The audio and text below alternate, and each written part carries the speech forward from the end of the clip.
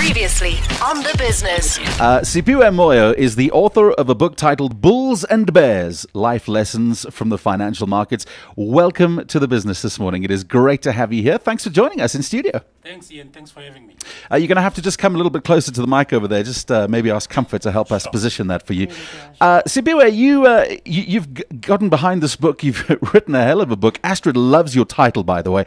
She's mentioned it every time we've spoken about the book. Just give us a bit of a background as to your history in the financial arena. So I'm a former retail banker. In fact, I'm not an investment banker at all, and people just confuse me with the investment bank. I worked for two banks. I've worked in banks for quite a very long time, but I was a retail banker. In fact, I qualified as a retail banker from an academy that advocates separating investment banks from retail banks because they think these investment bankers are ruthless people. But I've always been fascinated by the financial market side of the business, the investment bank side of the business, even though I was working in the retail bank. So how did you end up writing this book?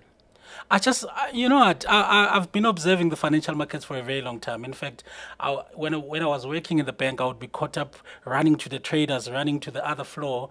And I just thought this book, Financial Markets, are the best way to learn about life. You know, it's just an amazing analogy about life. I just think that, I'm a speaker and a motivational speaker, and I think there's nothing as motivating as the financial markets. I don't care who says what.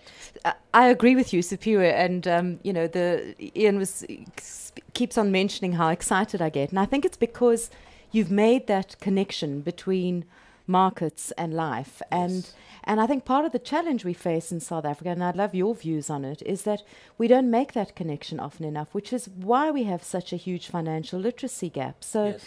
if we can start relating to things more, Yes. and that means people like yourself speaking in plain, simple English and getting rid of all the technical jargon, then wouldn't we help everybody? I mean, doesn't everybody benefit from that? And how do we actually do that? Absolutely. So I think the industry, the financial markets industry, it has a lot of people who are like the social club. They're the only ones who can understand themselves. They, instead of saying cash, they say liquidity. Yeah. And that kind of stuff. And I think it's deliberate on their part to ensure that as many people don't understand what they do, therefore we can give them their money, our money. They can do whatever they want with our money. And I thought, you know what, we really need to help people understand this stuff. It's not as difficult as people make it out to be. If I can understand it, anybody can. It's very weird, as you say. We were just talking about this a few minutes ago.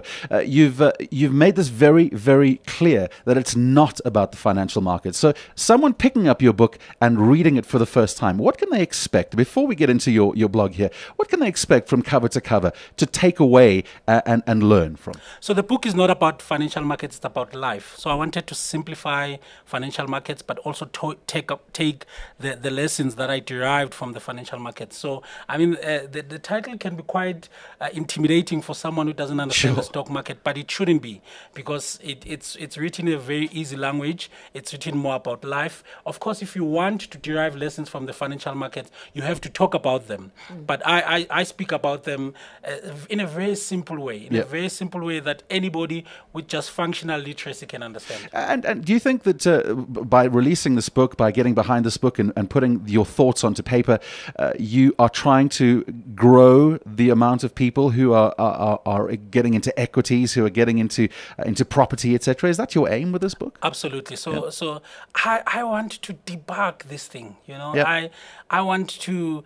And it's a lot of spin. So the market has a lot of people, and they are clever, But I do think that they take it a bit far as well to ensure that it is quite elitist. People don't understand, and I really wanted to make sure that many people can just read a book like this and really understand what the noise is about the stock market. I'm going to stick my neck out here and say, with an emerging black middle class population that's coming up in this country, children, our children who are now going into sort of grade 8, grade 9, grade 10 and upwards, are desperately in need of learning about things like this. This kind of book, or maybe adapted for a curriculum, is desperately needed to educate that rising middle class income group of people who are coming into our country. What do you have to say about that? I totally agree. So, I mean, you would know that our economy at the moment is really driven by consuming.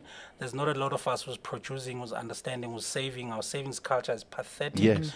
So even though you have a rising middle class, it's really driven by a lot of consuming as well. So and you really need people to start understanding money, because you can have a bit of education in whatever you do, but if you just don't understand this thing called money and how money works, it's still possible to lose it all again. So I totally agree with you. We need it, and that was my thing as well. So I studied in a township, firstly in Soweto, second in some dodgy place called Orange Farm in the south of Johannesburg. So that kind of stuff you never learn about in that kind of school. Yeah. And I really think that people need to start understanding these things. Well, I think you never really learn about it in a school in a privileged area either. In an area that has disposable income. Sure. You don't learn about that kind of thing. But I want to pick up on the point you're making about the language and the jargon. I do a lot of work with financial services sector players, and part of my work is to get them to understand how if they debunk the jargon, yes, they will probably improve their bottom line. I mean, there's just no doubt about it. I see marketing that just makes consumers' eyes glaze over because it's still caught up in the jargon, and I deal with that kind of thing every day. Sure. And I have to ask myself, let's take the stock exchange and the investment banking side out of it, but let's look at things like insurance providers. We have treating customers fairly coming online. Let's look at those kinds of players, so more the consumer hat of things. It's not in their interests to keep using the jargon. It's because they're not really putting themselves in their customers' shoes when they market their products, isn't it? Yeah. So I think there is a bit of. I still think that they really want us to keep people confused, because there is an element where, I mean, if you sit with a certified financial planner, for example, if you have a bit of literacy, you're going to ask the relevant question. You're going to really push them, and many of the guys, there are a lot of people taking chances in the industry, in the insurance industry, in the financial planning industry. There's a lot of people who are just pushing you to a particular product and that kind of stuff. And I do think that they would actually get more people coming, because there's a lot of people now trying to save their money in the places where they're comfortable, because they really don't want to stay away from banks, stay away from these insurance companies, stay away from the financial services sector. That you're right. I think if they were to debug it a bit, many people would come in. Okay. Well, sorry, you wanted to ask another question? I want to start on some of the excerpts from the book. There are a couple of points that I think we can chat about. So one of the first points you make, one of the lessons from the book, is all trends eventually end. And I'm wondering, is that about, what goes up must come down? What goes up must come down. So it's exactly that. So, I mean, we've had a very long bull market in our country prior to 2007, right? So things were going very well. The property prices were climbing 20% per year. We're making a lot of money. So if you bought a house in the 90s, sold it in the early 2000s, you would have made a lot of money. And I make a point that people didn't really think that particular trend will end. And in 2008, it did. And people lost a lot of money. And all trends eventually end. And therefore, I bring it back to life that, even if you are experiencing your own personal recession, or you're experiencing your own personal boom, and things are going well, you should really still be prudent. Because even the trend of you doing well, it can still end. The economy will turn anytime, and your finances can turn. So I'm also saying that even in your personal life, all trends eventually end. So don't overexpose yourself when things are going well. You put a very good point forward here. In the financial markets, just like in life, nobody cares how good you used to be. I love it. This is so true. Something we're very, very aware of when we work in live radio and live television and live digital. Only as good as the last show. Oh, yeah. Talk us through that. I mean, you get some 40-year-olds who still tell you, about the fact that they got a distinction in matric. I mean, who cares? We really don't care how good you used to be. And I see this in the financial markets all the time. So a CEO is appointed, gives the shareholders some good returns for the past 7 years. Yeah. And when they see that the prospects are not well, they pull off, they go buy other shares. They don't care how good you used to be. They don't care what you've done 5 years ago. They're going to pull and go invest their money somewhere else. Well, I wish the shareholders of Arsenal would apply that principle to Mr. Wenger. Now, there's an interesting break with a trend. Overconfidence is as bad as lack of confidence. Yeah, absolutely. So I need to elaborate on this one. When you grow up in a township like I did, one of the things that you struggle with a lot is lack of confidence, because there's a lot of you get bashed a lot, even from your parents, and they don't even know about it. Funny enough, so your parent could be calling you a dumb cop, and they really don't.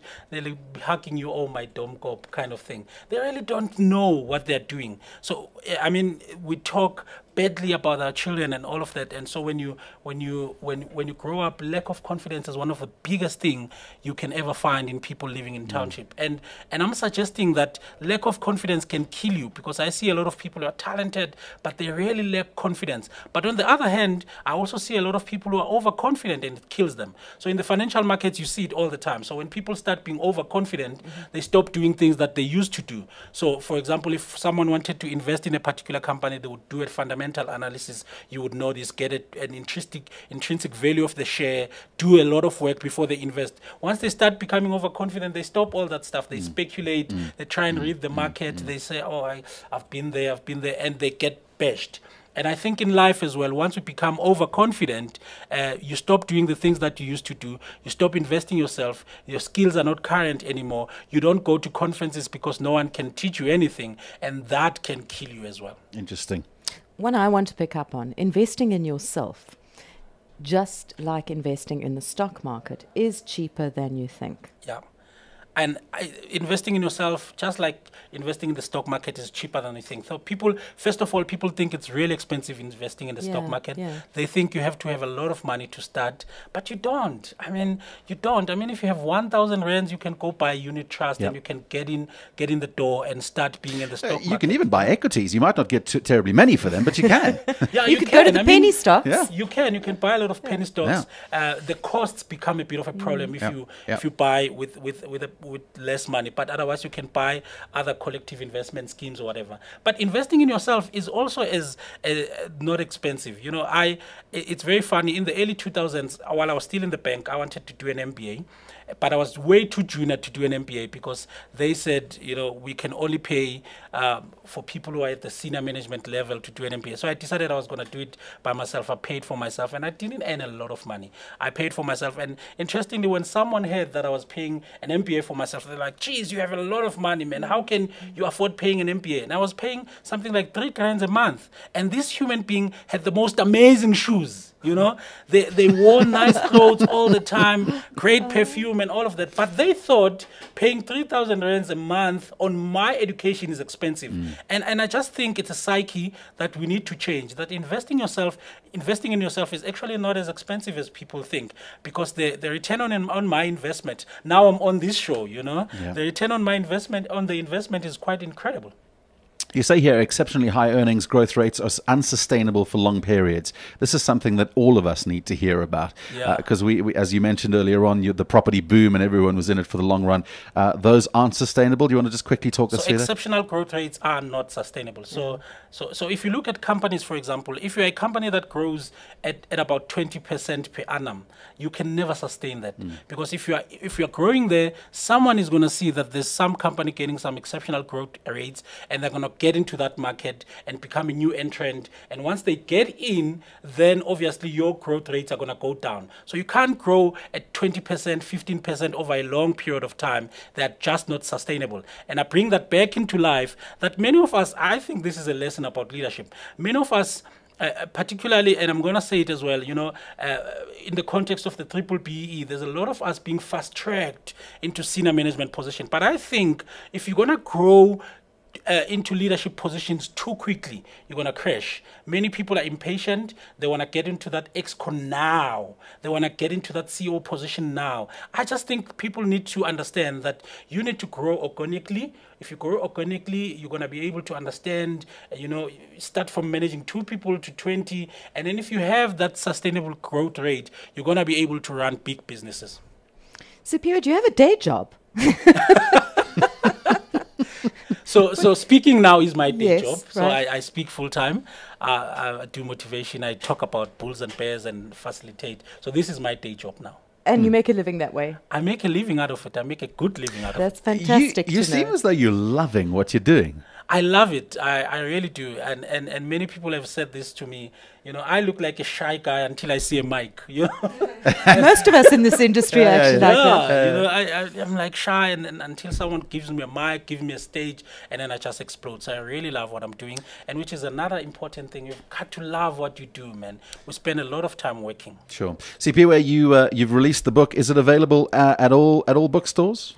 So it's not available in all bookstores, and we're really negotiating. Wow, hard. we got to sort that out. It's not easy for books to work through the traditional systems. It's So very I hard. can relate to that. It's very hard. So at the moment, we're selling through Kindle, Amazon, Kalahari, all the reputable. And that was my next question. You have ebooks available, right? We have ebooks, we have a Kindle version, and also the print is also available through Kalahari and Amazon. So at the moment, that's how we're selling the book. All right. Do we need to push exclusive books to get your books on their shelves? Please push them.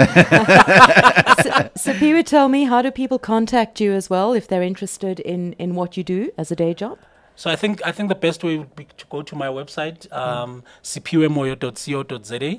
And my email address is siphiwe@siphiwemoyo.co.za. And will you go into corporates and give a chat, to a bit of a kind of a background of what you do, and then some lessons? Would you do that? Absolutely, I do that all the time. Yep. In fact, I've spoken at so many JSE listed companies, and particularly senior people find this particular talk amazing. So I do that all the time. I go to corporates. Would you do it for small business as well? I do it for small business, absolutely. And then finally, my final question. I don't know about Astrid's. Are you going to get into the education arena at some point? Are you going to start helping kids? I want to. I mean, I go to schools now, but it's just to do a bit of motivation there. But I really want to scale that. Yeah. I'd really love to do it a bit more.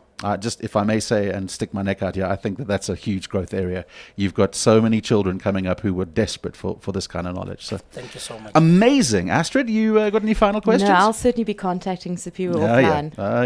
Siphiwe, thank you so much. We'll put all your details up at ballz.co.za. Astrid, Kriya's doing that as we speak now. So all of them will be up. We thank you for coming in on the business this morning. Good luck with this book. I hope it's not your last. I hope that there are more to come. Absolutely, there is more to come. Fantastic. Thank you so much for having me. It's a great pleasure. Author of the book titled Bulls and Bears, Life Lessons from the Financial Markets. Our guest today was Siphiwe Moyo. You can find all the details on our website. The Business on Ballz.co.za. Brought to you by FNB Business Banking.